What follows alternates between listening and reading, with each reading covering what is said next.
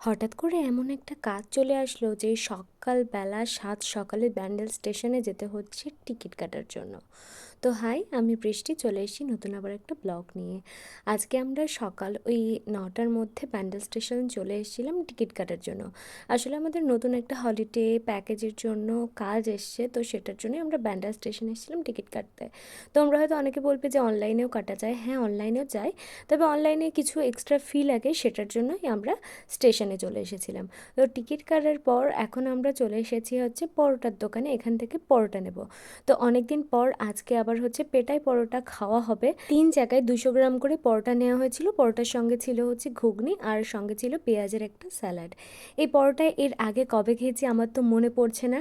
যখন বড় দিদাদের বাড়ি যাই, ওই দিকে যাই উলবেড়িয়ার দিকে, তখন কিন্তু প্রত্যেকবার আমাদের জন্য এই পরোটা নিয়ে আসে।